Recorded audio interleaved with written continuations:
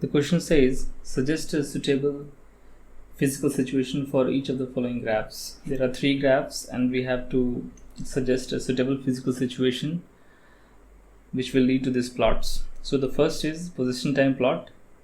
So here we see that up to some specific point the body is at position 0, it means the body is at rest, and then it moves with a constant velocity. The straight line shows that the velocity was constant because the tangent to this line will be constant. And then in part B of the graph we see that the velocity is decreasing and the position is somewhat negative, and then again the particle comes to rest. So if we try to find out the physical situation for which this graph is valid, then we can think of a ball. Let us assume this is the particle. When the ball is kicked with a constant velocity, it will move like this. Let us consider the positive x direction to be this axis. So at first the ball moves with a positive velocity in this direction, then it will, so this line, when the ball approaches the wall, is represented by a part of the graph.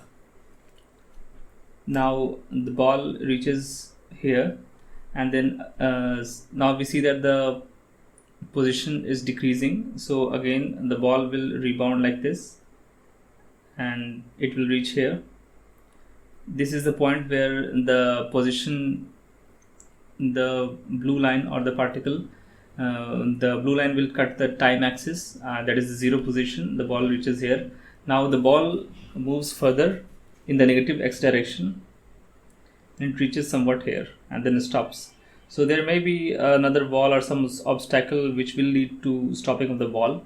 So this is the point where it becomes,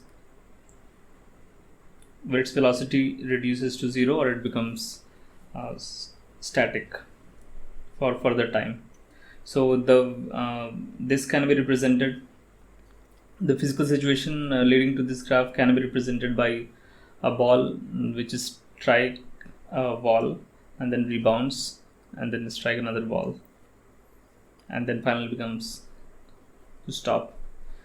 Now in graph B we see that it is a velocity time plot.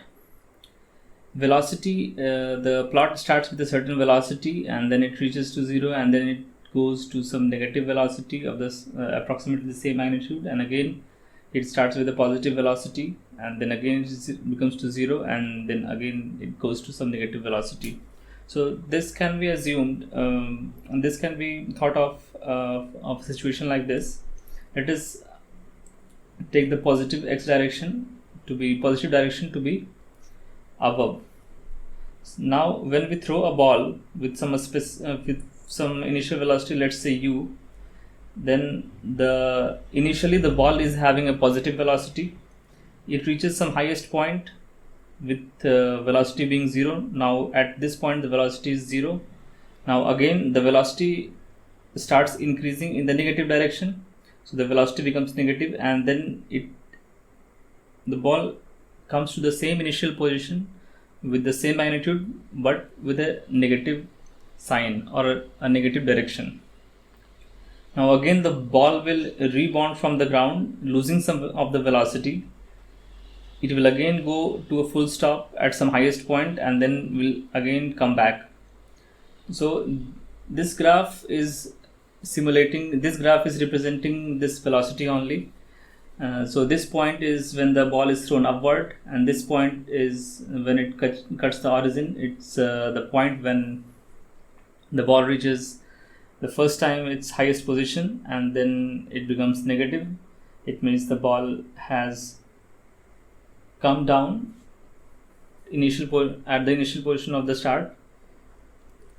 Now again it rebounds with some decay in velocity as it will go upward, so its velocity is again positive. So this is the point where it rebounds and then this continues until the velocity decays. So now we see the third plot.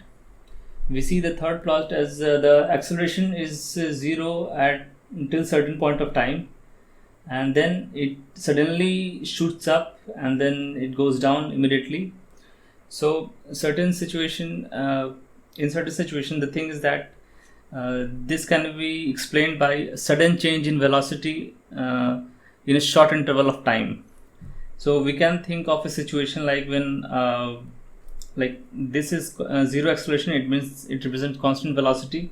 A ball is approaching some obstacle at a constant velocity and it rebounds very quickly.